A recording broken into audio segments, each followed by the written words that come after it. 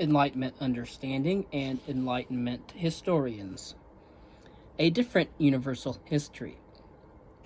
The Aufklärung historians, too, ventured into that ultimate test of historical views, universal history.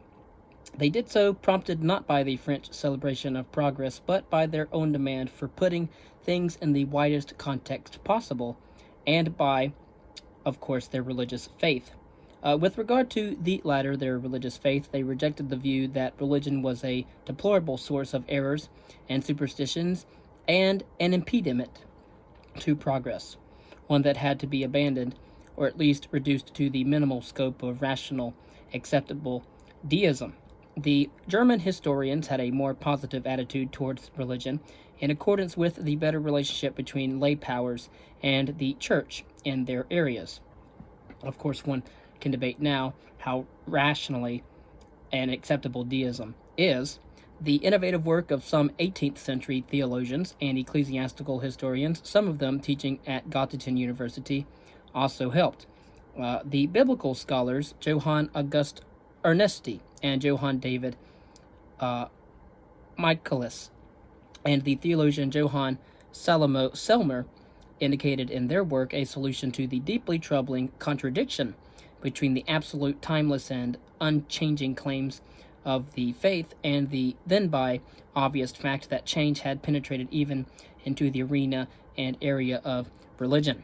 They distinguished the spirit of the Christian and Muslim religion based on what they termed revelation, and of course remaining stable forever from its external manifestations, which changed throughout time and thus were historical. Hence, Salomo Selmer claimed that Luther, and we're talking here about Martin Luther of the 16th century, Martin Luther's attempt to restore the quote-unquote pure and presumably unchanging church was futile, since the development of religious forms cannot be denied. The philosophers were also wrong in concluding from some dying religious forms that human development would eventually phase out religion altogether. Religion was not just a convenient tool of a fearful, barbarian, and not yet rational mankind. It was and always would be a basic element of human life. Such a view made it possible to historicize segments of the Christian history while also maintaining the absolute validity of the core, the basic tenets of the faith, in a form which even reason itself could affirm. But the acceptance of God and of a cosmos governed by what they titled divine providence freed the Aufklärung historians or Enlightenment historians of the need to find a meaning in the past independent from God and inherent in the secular world. We will see this differently, however, in the 19th century. Rejecting the French concept of rationality as a quasi-metaphysical force, they also rejected history as the story of rationality ascending through time to ever greater perfection. Instead, however, they discerned in the past changes or mutability in small steps, multifaceted and without any aim save the last judgment. Of course, the lack of an imminent development directed at an ultimate mundane aim focused the attention of German historians at that time on the process of change itself, and it fostered a more profound appreciation of each age. However, in studying a past age, the Aufklärungs historians not only looked for the degree of rationality that it had obtained, but they treated it as a unique and hence unrepeatable phenomenon. This was extremely important. That there was a lack of imminent development directed at an ultimate mundane aim focused the attention of German historians on the process of change itself, as well as fostering a more profound appreciation of each age of humanity. While philosophers, for example, had praised the Renaissance, or the rebirth, as the revival of classical antiquity and rationality, the Aufklärer considered it a futile attempt to revive a past period in an altogether different situation. The historical process was irreversible. It knew no cumulative liberation of reason that made latter periods superior to earlier ones. All periods must be judged of equal value. The German historians and the philologists practiced this egalitarian view of the past ages when they lavished attention on the early history of westernized people. In his summary of Russian history in 1769, August Schloser searched for access to the earlier years when humans did not write and came upon the idea using early poetry. Under the impact of Johann J. Bodmer's work, epic poetry had come to be valued more and more highly by some German historians. Bodmer no longer viewed these epics as flights of the childish imagination of savages, but had interpreted them as appropriate expressions of how the earlier people viewed the past. The audience of the Greek bards cherished and understood the Homeric epics because these works expressed their perception of the past. Bodmer even stipulated that every culture had its quote-unquote Homeric age, one in which poetry served as the memory of great events, and of course oral tradition as well, before the writing of history and written language. The same view of history could be used in showing how the writings of, for example, Dante sprang from the collective conscious experience of the gulf and struggle, and how Paradise Lost by Milton, for example, was stimulated by the Puritan struggle. In a related development, Johann Maskov stressed in his History of Germany the correspondence between the medieval German life and customary law, a fact which led him to value both German life and customary law. It is not difficult, however, to discern traces of fateful concepts in all of this. The uniqueness of each people, the Volk as an organic unity of people, and the equality of the ages. Such concepts, however, soon emerged in clearly articulated form in a famous local history written by Johann Gottfried Herder's Philosophy of History, articulating Volk intuitive knowledge and Humanitat.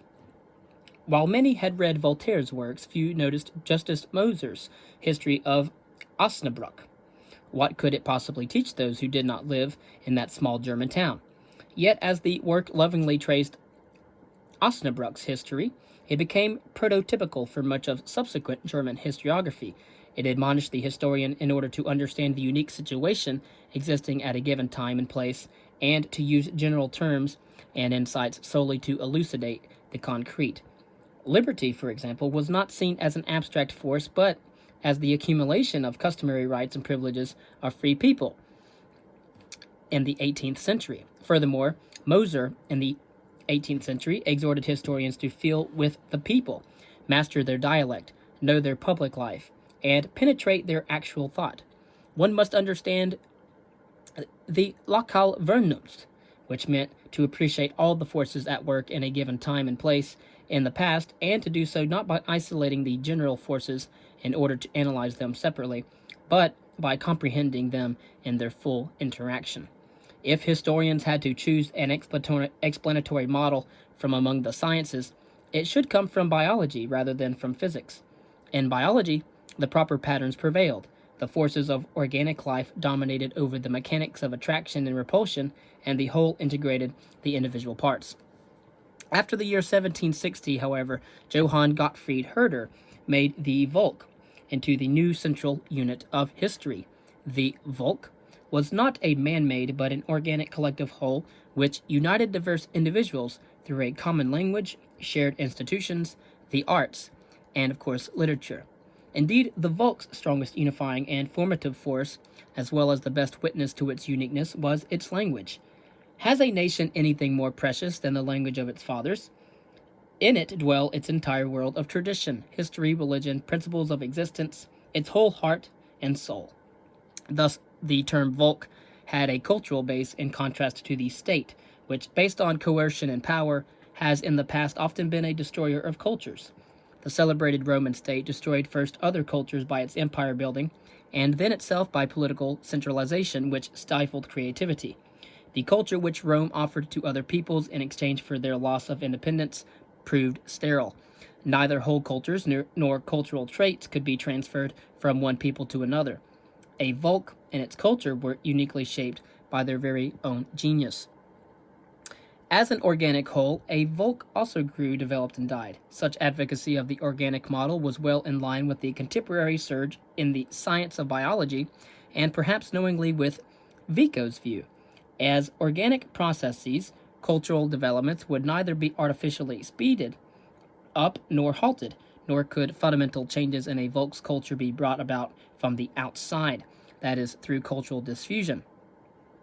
A cultural basis and a culture's basic themes and characters were unalterably set in the early root period when myths and epic poetry prevailed. The latter, epic poetry, Herder agreed, were not the creations of still childish minds, but, according to him, mature expressions of a Volk's fundamental attitudes in a form fitting that early stage of collective life of humanity. To the scholar, however, these myths and epic poems offered the chance to study a Volk's basic frame of mind when it was still simple and very easily visible. Of course, Herder attacked those who considered the early period as one primitive in nature and worthy of only scant attention. He insisted, however, that all periods in a Volk's life cycle were equally valuable and none represented merely a stepping stone for future stages. What then did the whole of mankind's history add up to? According to Herder, he rejected the French notion of progress because it affirmed the superiority of European culture of the 18th century over other cultures and other time periods. This view saw human history exclusively as the augmentation of rationality, stipulated one way of life as the absolute right one, and ignored the life process, which knew not only growth but also decline and death. But he vacillated in his own answers. Because of his strict insistence on the concept of the self-contained Volk, Herder could speak only of a Fortgang of history, which referred to a continuous series of spontaneously emerging Volker, without any fixed universal aim, except the Last Judgment. Of course, we see his religious views coming into line with his historical outlook. Volk followed co-equal Volk, with all of it adding up to no more than endless variations on a theme of humanity. No period must therefore judge a preceding one according to present-day standards. Rather, each age, each culture, and each Volk carried its functions and justification in itself. He said that each age is different and each has the center of its happiness within itself. The youth is not happier than the innocent, contented child, nor is the peaceful old man less happy than the vigorous man in the prime of his life. The Pietist tradition helped find Herder a stable center. Of course, as a religious man, he thought that God was that which from whom each Volk was equidistant. On occasion, Herder suggested some kind of theory of ages, from childhood of mankind in the biblical times, youth in, for example, the Egyptian times, the peak of vigor in Greece, and then maturity in Rome, with little choice for the Middle Ages than to mark old age a prospect unwelcome to Herder. He changed to the image of a tree of cultures with many branches. Later in life, he took a more teleological or purposeful view when he hinted that quote-unquote divine providence may well direct human history towards greater humanitat, but that this was not progress towards greater comfort and happiness, a progress which would lead only to decay, but a moral development toward a special state of civility.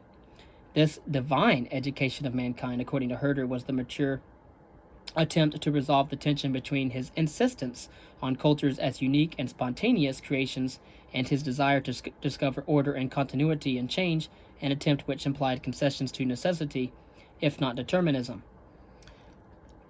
And as you can see, Herder was limited by also his religious views. But by the year 1800, the dawn of the 19th century, historiography was a sophisticated enterprise whose approaches to the past, however, remained quite separate. One group of scholars, usually allied with classical philology and increasingly with legal studies at the time, utilized the heritage of the erudites, including the art of text addition and text criticism, in order to create a picture of the past on the basis of secure evidence, but limited interpretations. Antiquarians followed suit in a parallel course, using non-literary sources. And of course, there were those historians who strove to discover and demonstrate the dynamics and goal of history in a world under a sovereign God who no longer interfered with the world's mechanism, whether this was viewed as progress or the coexistence of national entities. Missing in all of that was a creative synthesis of these approaches beyond that attempted by Gibbon, Robertson, or some of the Göttingen scholars. Before this specific and highly successful synthesis by German scholars in the first half of the 19th century, the focus must shift to an emerging area of the Western world, that of the United States of America, and the transition of its historiography from one concerned with revolution to one characteristic of an established country. And finally, the advocates of patterns of history would experience their moments of triumph. Cyclical theories would surface in moments of doubt and disenchantment, while the theories of progress enjoyed the satisfaction not only of pervading the intellectual world, but also of penetrating to the very quick of popular convictions. Concerning the recording of the birth of the American nation, in the middle of the 1700s, the Anglo-French struggle for empire stimulated the attention of continental Europeans and that of North America, an attention so far aroused mainly by tales of strange lands, imported American plants and animals, and an interest in the exotic Native Americans. Still, the attention remained altogether moderate, and even the momentous events of the American Revolution enhanced it only temporarily.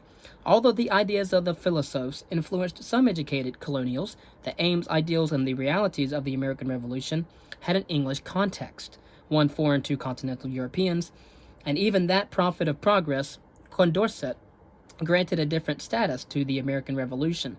It was, he thought, a less wrenching experience because Americans had no need to rebel against an intolerant church, hereditary privileges, and a feudal structure. Once the links to England were severed, Americans could exist in liberty under English law. The American voices proclaimed the Revolution to be an event of a universal historical importance, were heard in Europe only faintly, however. The long distance between the continents, European hostility to radical republicanism, and the American preoccupation with internal affairs facilitated the relative isolation of the United States from that of continental Europe.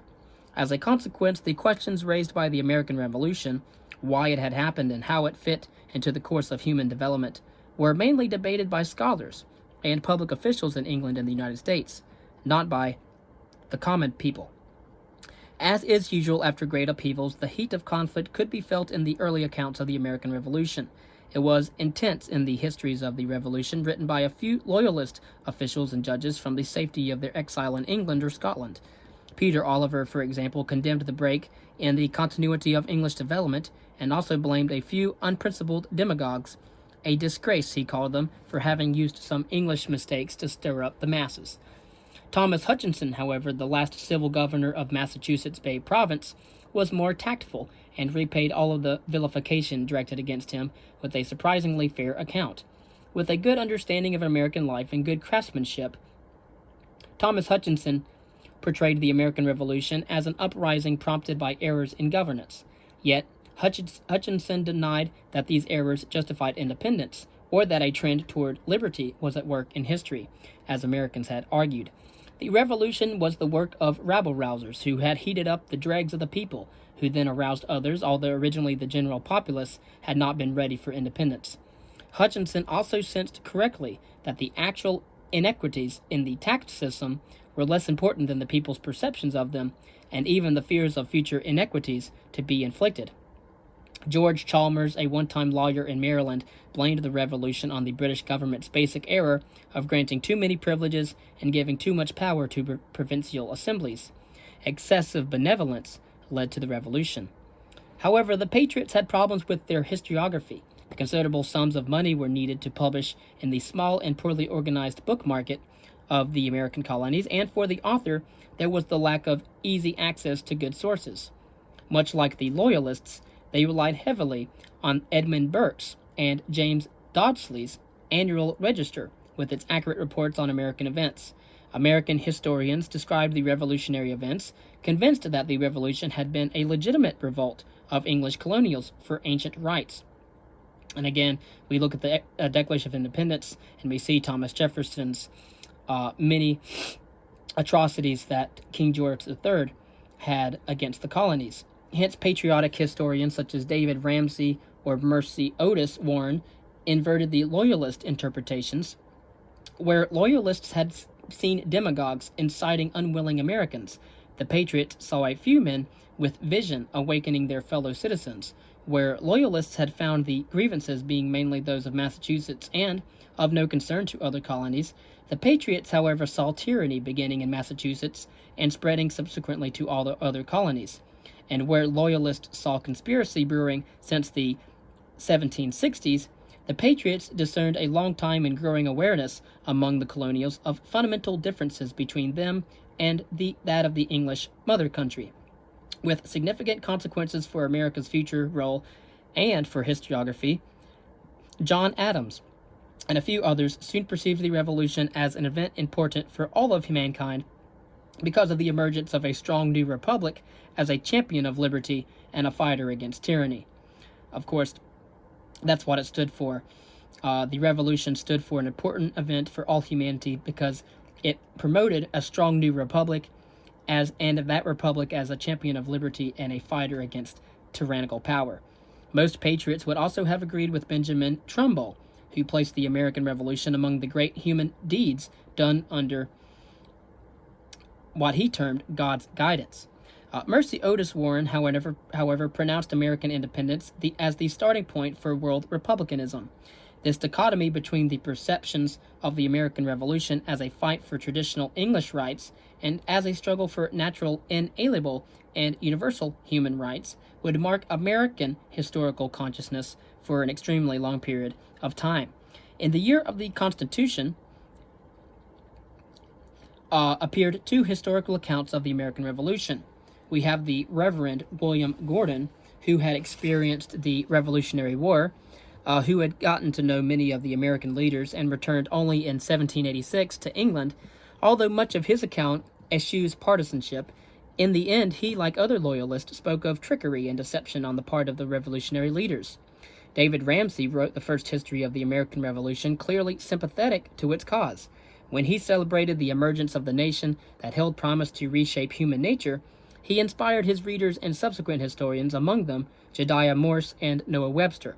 Their works, and many more to come, portrayed the Revolutionary War as the central event in which the American nation was shaped. In that nation-forming process, history had a frankly didactic purpose, that of teaching the new republic's citizens that a republic of free citizens could only survive through the public and private virtue of these citizens, a lesson reminiscent of Leonardo Bruni and that of Montesquieu. Historians must help forestall failure, a United States of servile people, subject to despots, by using the exhortive examples of great deeds and persons. John Adams himself, not a historian but also concerned with history, put more trust in other buttress, the mixed constitution as celebrated by Polybius and Montesquieu. Biographers preferred the founding fathers as the teachers of the new nation, and none seemed to fit that role better than George Washington. Parson Mason Locke Weems, and his biography of George Washington in 1800, knew no subtlety in transforming Washington into the hero worthy of emulation by all the people. No matter how many frowns the work caused on the faces of latter, more erudite historians, Weems suggested in shaping minds and inspiring them. Washington, the national hero, not Washington the Virginian, became the personification of those virtues which the young republic wished its citizens to have, such as thrift, patriotism, temperance, frugality, industry, honesty, and obedience. Hence the stories of hatchets, the cherry tree, and cabbage beds. But the shrewd bookseller Weems had harmonized the ideals of people and the needs of a young nation in the fictional image of Washington. Weems and his biography eventually became folklore. Of course, others found a biography of Washington convenient for making comments on recent political battles. Shortly after the year 1800, John Marshall, Chief Justice of the Supreme Court, wrote reverently but ponderously about George Washington, whom he had known and whose family gave him access to records. Yet he did little research. He copied much of the material from other books and buried Washington's biography in general history. Marshall also tinged his discussion of general history, taxes, and individual rights with strong Federalist sympathies. His implications that the Republicans disturbed the constitutional system upset Thomas Jefferson, who, without success, encouraged a number of people to write a Jeffersonian history of George Washington's life and times. He ended up praising two works. In John Wood's History of the Administration of John Adams in 1802, which Thomas Jefferson had partially sponsored, Washington appeared as a people-loving Jeffersonian, and John Adams as a monarchical president. Jefferson also praised Mercy Otis Warren for her history of the Revolution. Warren had lived through the Revolution, was related to some of the revolutionary figures, and had been close to the struggle. She loved history, observed keenly, and wrote well. Her characterizations were astute and full of patriotic fervor. Thomas Hutchinson was a villain, and George III obstinate, weak, and politically wrong, rather than cruel, wicked, and tyrannical. And all of that, she was not deterred by John Adams' advice that history is not the province of ladies, an opinion induced at least partially by Warren's strong Jeffersonian sympathies and her criticism of Adams' monarchical attitudes. By then, not many women were scholars by that time.